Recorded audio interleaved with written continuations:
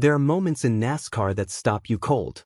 Moments where you are watching the race, feeling the energy build, sensing that something is about to give, and then in the span of about 3 seconds, everything you were watching completely falls apart. Talladega Superspeedway delivered one of those moments during the Jack Links 500, and it was the kind of thing that will be talked about for the rest of this season and probably well beyond it. What happened on lap 115 was not just a crash. It was a defining moment, one of those events that shifts the trajectory of a race weekend, a driver's season, and in some ways, the broader conversation about what superspeedway racing even looks like in the modern era of NASCAR. And to fully understand why this matters as much as it does, we need to break it down from 3 different angles. First, the incident itself and what is happening with NASCAR's review. Second, what this means for Bubba Wallace personally, because the human side of this story is just as important as the wreck footage. And third, the historical context, because once you understand where this crash sits in the record books, you start to appreciate just how extraordinary and terrifying Talladega has been over the decades. Bubba Wallace was leading the race. That is where the story begins, and it is worth sitting with that for a second. He was not buried in the pack. He was not just hanging on. He was out front at Talladega Superspeedway, which is exactly where you want to be, and exactly where you are most vulnerable. At the end of the back straightaway, Ross Chastain made contact with Wallace from behind. Now, pushing at superspeedways is part of the racing. That is not the controversy. The controversy is in the angle, the timing, and the force of that push. Because what happened next was immediate and devastating. Wallace's number 23 Toyota got sent sideways toward the outside safer barrier. He had nowhere to go. Cole Custer, running directly in front of him, came down the track trying to avoid the contact. And the result of those 3 cars suddenly occupying the same space at nearly 200 miles per hour was a chain reaction that consumed the field. The smoke went up instantly. Cars that had been running in tight formation had no time to respond. There was no lane to escape into, no gap to dive through. When you are drafting at Talladega at that speed, you are already committed. You cannot brake hard enough. You cannot steer sharply enough. And in the span of about 2 seconds, what had been a competitive race became a parking lot of broken sheet metal and spinning tires. 26 cars were involved. To put that in context, a full NASCAR Cup Series field at Talladega has 40 cars. This wreck eliminated nearly 2/3 of the competition in a single moment. Among the drivers whose days ended right there on the track were Connor Zilisch, Ty Gibbs, Daniel Suarez, William Byron, Ryan Blaney, Kyle Larson, Joey Logano, and many more. The red flag came out immediately. Safety crews flooded the track. And all anyone on the broadcast could say was that the field looked like a parking lot. That phrase, parking lot, became the image of the day. And honestly, it was accurate. Now, what happened immediately after the wreck is important. Bubba Wallace climbed out of his car and in his first comments, he was direct. He said Ross Chastain wrecked him. No diplomatic hedging, no vague language. He pointed at Chastain as the driver responsible for the hit that sent him into the wall. That is a significant statement. When a driver comes out of an incident that size and immediately calls out a specific competitor by name, you are not just in the territory of a racing deal. You are in something more complicated. And that complication has caught NASCAR's attention. Officials opened a formal review into the incident, pulling every piece of data available: throttle input, steering angle, in-car camera footage, radio communications, positioning history leading up to the contact. The kind of review that does not happen after every wreck. It happens when something about the sequence raises a question that needs an answer. The range of possible outcomes is wide. On one end, NASCAR reviews the data and concludes this was a racing incident, aggressive but within the boundaries of what happens at superspeedways. On the other end, if the data shows something unusual in Chastain's throttle input or trajectory, you could be looking at fines, points deductions, or in an extreme scenario, a suspension. None of those outcomes have materialized at the time of this conversation, but the fact that the review is happening at all tells you something about the seriousness with which NASCAR is treating what occurred. And there is a broader question underneath all of this that goes beyond the specific incident. The next-gen car, which has been the car of competition in NASCAR for several years now, has drawn consistent criticism from drivers when it comes to superspeedway racing. Joey Logano has spoken about it. Others have echoed the concern.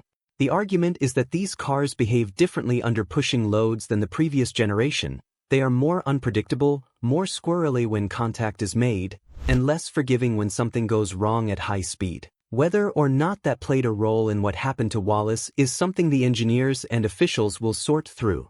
But it is part of the conversation, and it matters when you are evaluating whether this incident says something about one driver's decision-making or about the way the sport has structured superspeedway racing more broadly. Set aside the review for a moment. Set aside the historical comparisons and the technical analysis.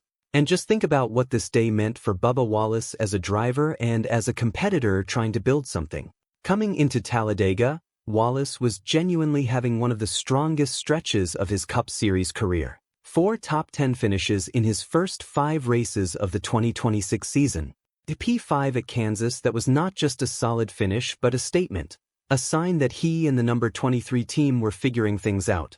He was running up front, staying consistent, not making mistakes that cost him.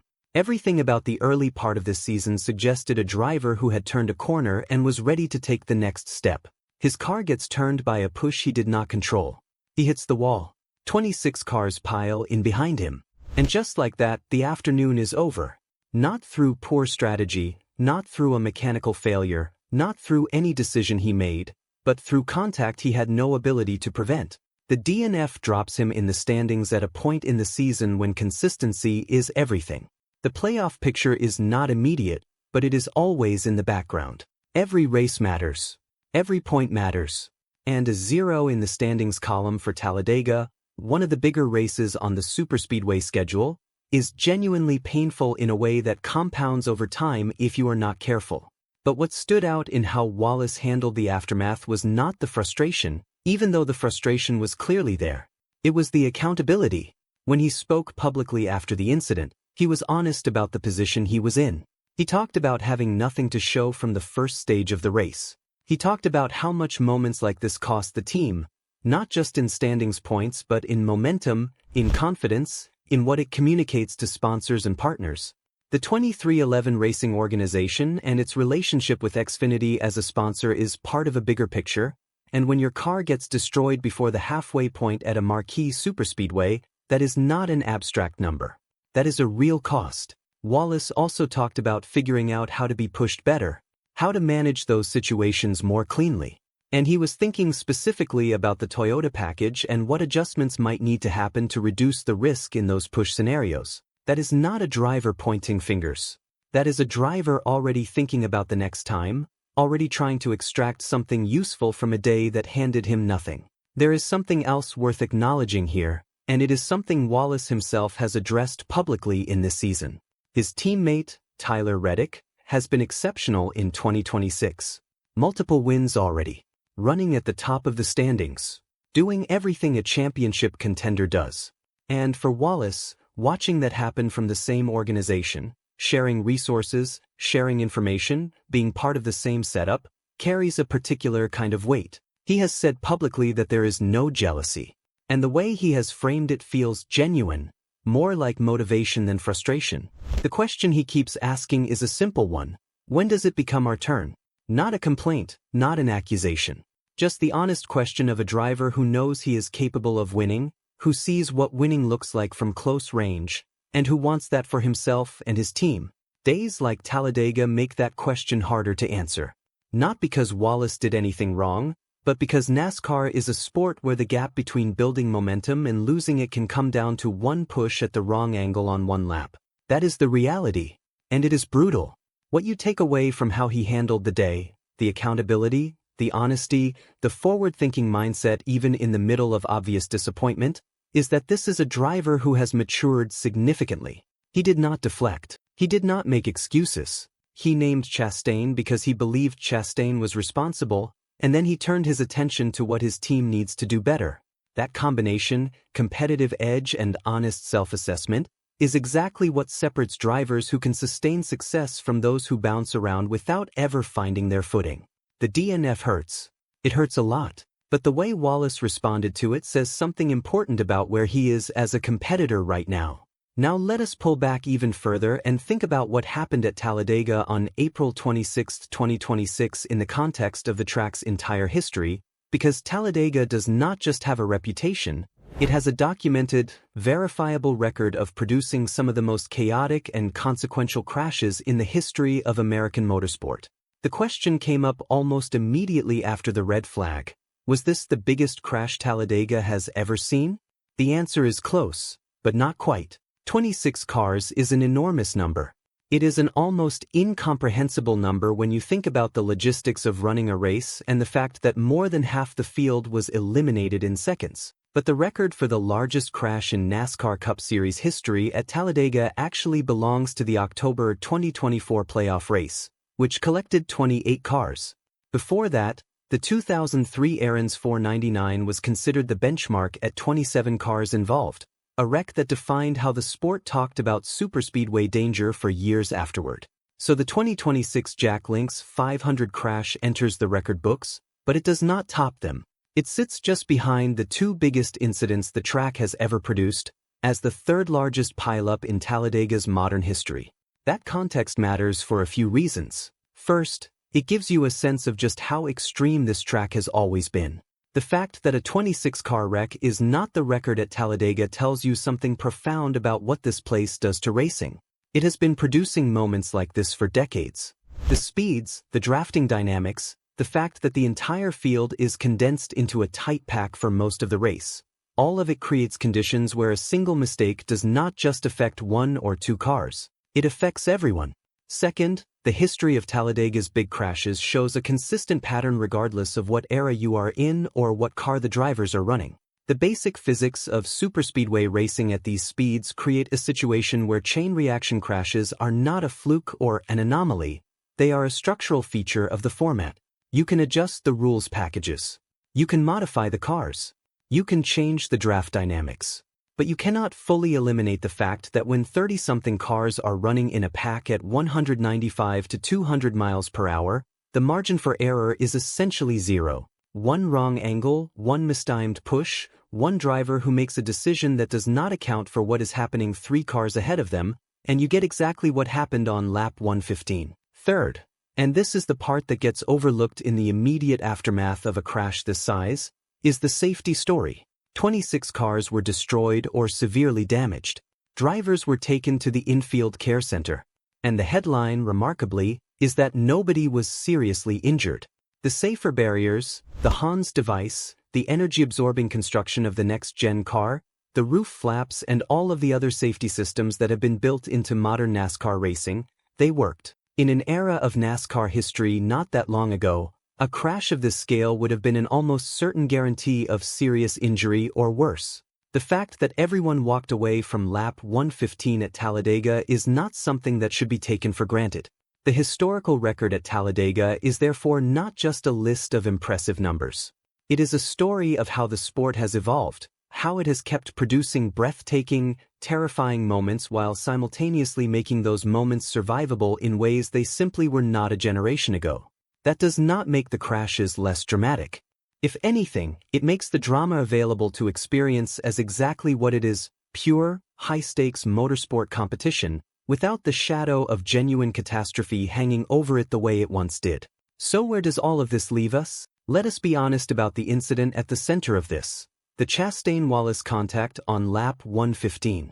There is a spectrum of interpretations. On one end, you have classic superspeedway racing aggression, the kind of thing that happens constantly at Talladega and Daytona, the kind of thing where the margin of error is so slim that even a push executed in good faith can go wrong.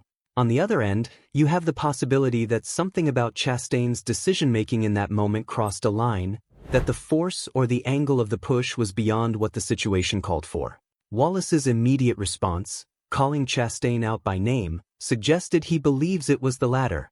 NASCAR's decision to open a formal review suggests they are at least willing to examine whether there is something to that claim.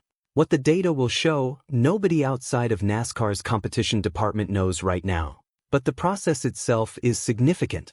Reviews like this send a message to the rest of the field that NASCAR is paying attention. That when a push at the front of a superspeedway pack takes out 26 cars and a championship-caliber driver names the person responsible, the sport takes that seriously enough to investigate rather than simply moving on. From a competitive standpoint, Wallace enters the next phase of the season carrying a setback he did not earn.